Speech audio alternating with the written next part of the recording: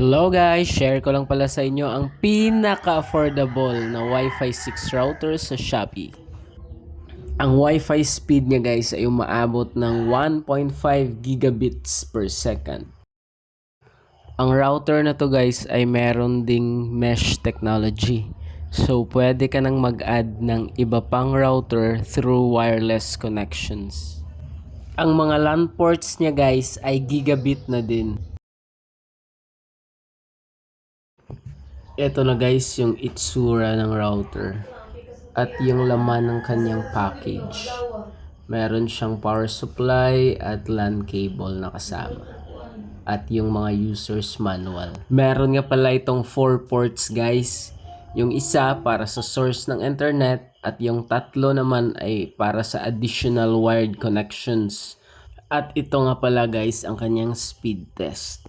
Bali, ang speed nito guys ay nakadepende pa din sa source ng internet mo. Pero bakit need natin ang Wi-Fi 6? Need natin ang Wi-Fi 6 guys kung gusto mo ng lag-free gaming.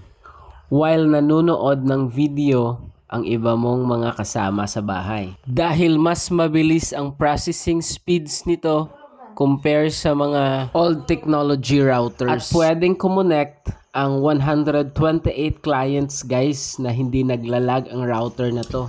Bali sa labas ko nga pala ng bahay nilagay ang router na to guys. Magla-light ang lahat ng LED niya guys pag na-configure mo na ng tama ang router na to.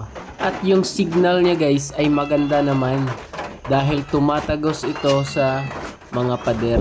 Na kahit close yung bahay namin guys ay maganda pa din yung signal na binibigay niya sa loob ng bahay namin. At sa katunayan guys ay dito nga ako nag-speed test sa loob ng bahay kanina. Kung nagustuhan mo tong video ko guys ay follow na lang para maging updated ka sa susunod na mga vlogs ko.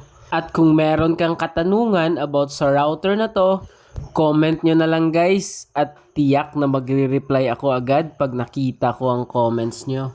Thank you for watching guys. Ingat and see you on the next vlog.